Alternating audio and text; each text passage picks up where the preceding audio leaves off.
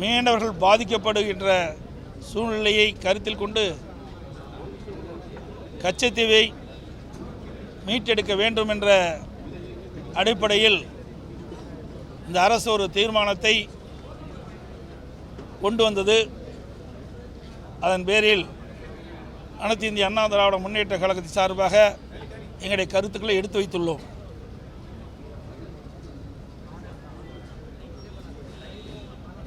மத்தியிலே காங்கிரஸ் ஆட்சி இருந்த காலத்தில் 1974ஆம் ஆண்டு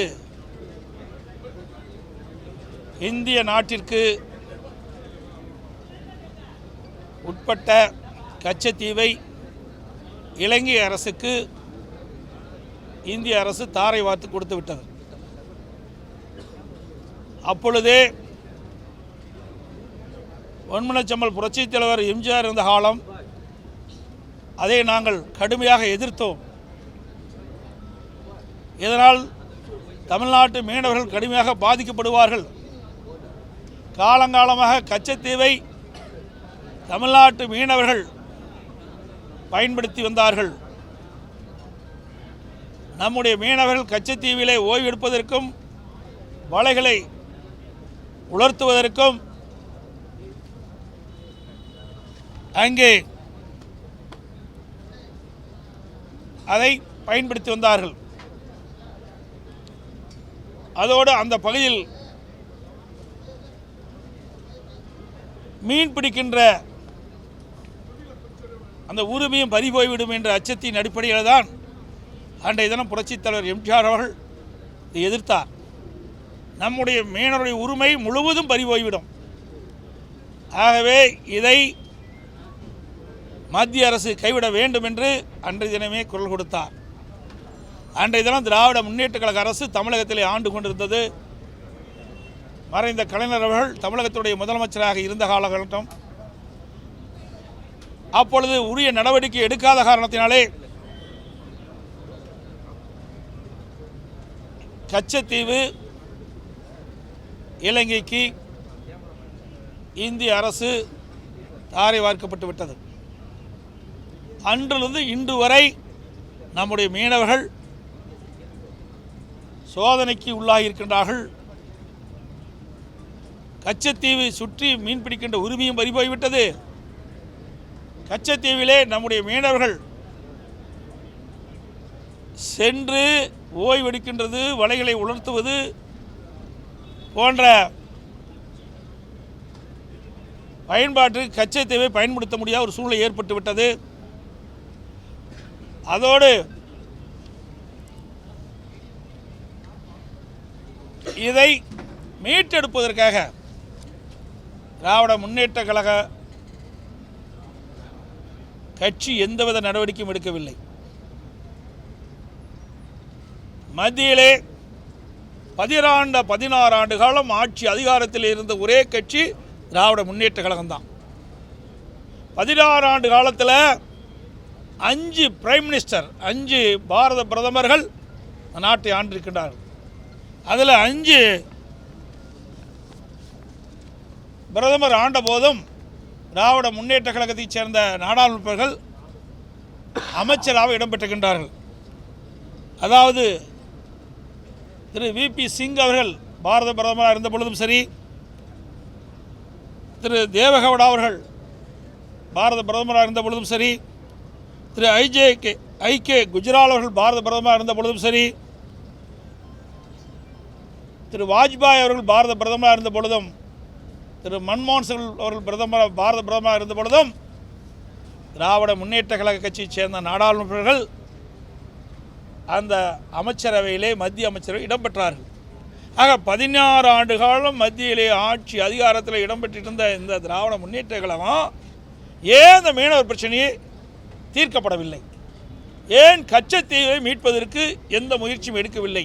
அதைத்தான் நாங்கள் சட்டமன்றத்திலே நான் கேள்வி எழுப்பினேன். அதை பேசுவதற்கு, முழுமையாக பேசுவதற்கு சட்டப்பேரவையில் அனுமதிக்கவில்லை. இப்பொழுது தேர்தல் வருகிறது, அடுத்த ஆண்டு தேர்தல் வரப்போகுது. அந்த தேர்தலை ஒட்டி இன்றைய முதலமைச்சர் அவர்கள் திராவிட முன்னேற்ற கழக அரசு திமுக கட்சி ஒரு நாடகத்தை அரங்கேற்றிருக்குது. இந்த தீர்மானத்தின் மூலமாக ஏதோ மீனவர்களுக்கு நன்மை செய்வது போல இந்த தீர்மானத்தை கொண்டு வந்து அவையிலே வைத்து விவாதித்திருக்கின்றார்கள். உண்மையிலேயே மீனவர்களுக்கு துரோகம் செய்து திராவிட முன்னேற்ற கழக கட்சி அடுத்த ஆண்டு தமிழகத்திலே சட்டமன்ற பொதுத்தேர்தல் வருகிறது. அதை நோக்கித்தான் இந்த தீர்மானத்தை கொண்டு வந்திருக்கின்றார்கள். அந்த மீனவ மக்களுடைய வாக்குகளை பெற வேண்டும், தமிழ்நாட்டில் இருக்கின்ற மற்ற பகுதியில் இருக்கின்ற மீனவர்களுடைய வாக்குகளை பெற வேண்டும் என்ற நோக்கத்தின் அடிப்படையில் தான் இந்த தீர்மானத்தை கொண்டு வந்ததாக நாங்கள் எண்ணுகிறோம். 4 ஆண்டு காலம், இதற்கு முன்பு 4 ஆண்டு காலம் ஆட்சி செய்தீர்களே, இந்த மீனவர் மீது உங்களுக்கு அக்கறை இல்லையா? அப்பொழுது இந்த தீர்மானத்தை கொண்டு வந்திருந்தால் பரவாயில்லை, மீனவர் மீது அக்கறை கொண்ட அரசு என்று நாங்கள் எண்ணியிருப்போம். ஆனால் 4 ஆண்டு காலம் கழித்து இப்போ 5ஆண்டாவது, இதுதான் கடைசி பட்ஜெட். இப்பொழுது இந்த மீனவர் நலன் சார்ந்த கச்சத்தீவை மீட்போம் என்று ஒரு தீர்மானத்தை சட்டமன்றத்திலே கொண்டு வந்து இன்றைக்கு மீனவர்களை ஏமாற்றுகின்ற ஒரு நாடகத்தை தான் என்று நாங்கள் கருதுகிறோம். அது மட்டும் இல்லை, 2019 38 நாடாளுமன்ற உறுப்பினர்கள் இருந்தாங்க. ஏன் அந்த மீனவர் பிரச்சனையை கொண்டு வந்து கச்சத்தீவை மீட்கவில்லை? 2024 இப்போ 25 ஒரு வருஷம் ஆகிடுது. எப்பொழுது பார்த்தாலும் முதலமைச்சர் சொல்கிறார் 39க்கு 39 நாங்கள் தான் வெற்றி பெற்றோம், திமுக கூட்டணி கட்சி சேர்ந்த எம்பிகள். ஏன் 39 நாடாளுமன்ற உறுப்பினர்களும் நாடாளுமன்றத்திலே கச்சத்தீவை மீட்பதற்கு உண்டான நடவடிக்கை மேற்கொள்ளவில்லை? ஏன் நாடாளுமன்றத்தில் அழுத்தம் கொடுக்கவில்லை? இப்படி அழுத்தம் கொடுத்து பெற்றிருந்தால் பரவாயில்லை. இதையெல்லாம் விட்டுவிட்டு அடுத்த ஆண்டு தமிழகத்தில் நடைபெறுகின்ற சட்டமன்ற தேர்தலை மனதிலே வைத்துத்தான் இந்த தீர்மானத்தை கொண்டு வந்திருக்கின்றார். அது மட்டுமல்ல, இதையும் புரட்சி தலைவி அம்மாவில் இருக்கின்ற பொழுது இன்றைக்கு மத்தியிலே யார் ஆட்சிக்கு வந்தாலும் இந்த கச்சத்தீவை மீட்பதிலே முடியாத ஒரு சூழ்நிலை ஏற்பட்டுகின்றது. ஆர்ப்பாட்டம் நடத்துகிறோம், கச்சத்தீவை மீட்க போராட்டம் நடத்துகிறோம், அப்போ இருக்கிற பிரதமருக்கு கடிதம் எழுதுகிறோம், அதனால் எந்த பலனும் இல்லை. அதனால் இந்த கச்சத்தீவை மீட்பதற்காக 2008ஆம் ஆண்டு அனைத்து இந்திய அண்ணா திராவிட முன்னேற்ற கழகத்தினுடைய பொதுச் செயலாளர் இருந்து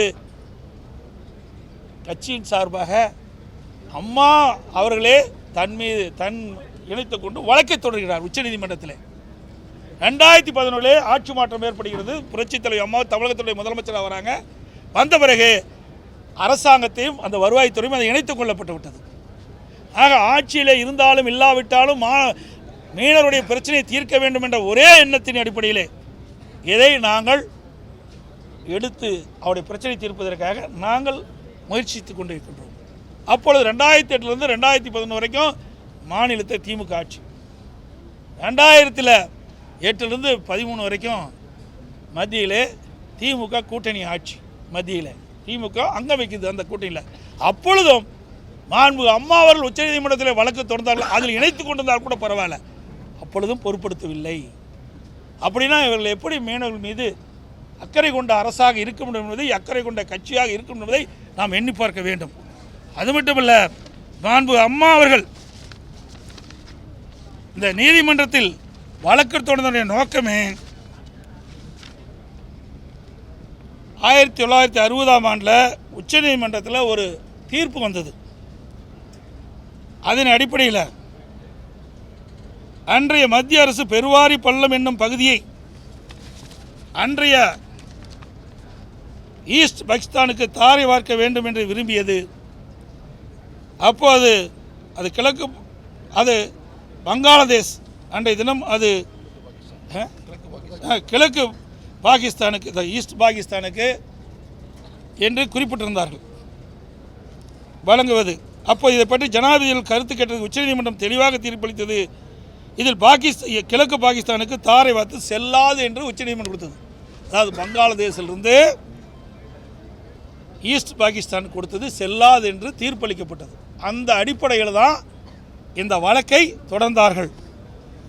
அதேபோல் இந்தியாவில் எந்த ஒரு பகுதியும் அயல் நாட்டிற்கு வழங்க வேண்டும் என்றால் நாடாளுமன்றத்தில் இரு அவைகளிலும் ஒரு அரசியல் சாசன திருத்தத்தை கொண்டு வந்து ஒரு கான்ஸ்டிடியூஷனல் அமெண்ட்மெண்ட் கொண்டு வந்து அதன்படி நாடாளுமன்றத்தின் இரு அவைகளிலும் ஒப்புதல் பெற்றுத்தான் இந்தியாவின் எந்த ஒரு பகுதியும் அயல் நாட்டிற்கு வழங்க முடியும். அந்த கருத்தின் அடிப்படையில் தான் இந்த வழக்கை தொடரப்பட்டது என்பதையும் தெரிவித்துக் கொள்கின்றேன். ஆக அனைத்து இந்திய அண்ணா திராவிட முன்னேற்ற கழக தலைவர்கள் பொன்மனச்செம்மல் புரட்சித் தலைவர் எம்ஜிஆர் காலத்திலும் சரி, இதே புரட்சித் தலைவர் அம்மாவுடைய காலத்திலும் சரி, அம்மாவுக்கு பிறகு அம்மாவுடைய அரசும் சரி, மீனவர்கள் மீது அக்கறை கொண்டு கச்சத்தீவை மீட்பதற்கு அனைத்து வழியிலும் நடவடிக்கை எடுக்கப்பட்டது என்பதை தெரிவித்துக் கொள்கின்றேன். ஆனால் திராவிட முன்னேற்ற கழகம் 16 ஆண்டு காலம் மத்தியிலே ஆட்சி அதிகாரத்தில் இருந்து அதை பயன்படுத்தாமல் தன்னுடைய குடும்பம்தான் முக்கியம், குடும்பத்திற்கு அதிகாரம் வேணும், ஆட்சி அதிகாரத்தில் வேணும், அதைத்தான் பார்த்தாங்களே ஒழிய தமிழ்நாட்டுக்கிட்ட மீனவர்களை பற்றி கவலைப்படவில்லை. உண்மையிலேயே கவலைப்பட்டிருந்தால் ஆட்சி அதிகாரம் இருக்கும்போதே இதற்கு ஒரு முடிவு கட்டி இந்த கச்சத்தீர்வை மீட்டெடுத்திருக்கலாம். கடந்த 4 ஆண்டு காலத்தில் 54 முறை நாங்கள் மத்திய அரசுக்கு கடிதம் எழுதியிருக்கோம். அதான் அம்மா தெளிவாக சொல்லிட்டாங்களே.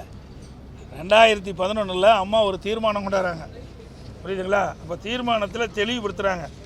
அப்போ அழகாக அவர்கள் பேசுகின்ற பொழுது அழகாக தெரிவிக்கின்றார்கள். அதில் தான் அந்த கருத்தை நான் சொன்னேன். இன்றைக்கு மத்தியிலே 2011 அம்மா பேசுது, மத்தியில் யார் ஆட்சிக்கு வந்தாலும் எத்தனை முறை கடிதம் எழுதினாலும் அதுக்கு எந்த பலனும் இல்லை, ஆர்ப்பாட்டம் நடத்தினாலும் பலன் இல்லை, அதுபோல் அனைத்து கட்சி கூட்டம் நடத்தினாலும் பயன் இல்லை. ஆகவே தான் இதற்கு ஒரே தீர்வு, உச்சநீதிமன்றத்தில் வழக்கு தொடர்ந்து அதன் மூலம் நம்முடைய உரிமையை மீட்டெடுப்பதற்கு இதுதான் சிறந்த வழி என்று அம்மாவில் உச்சநீதிமன்றத்தை நாடினார்.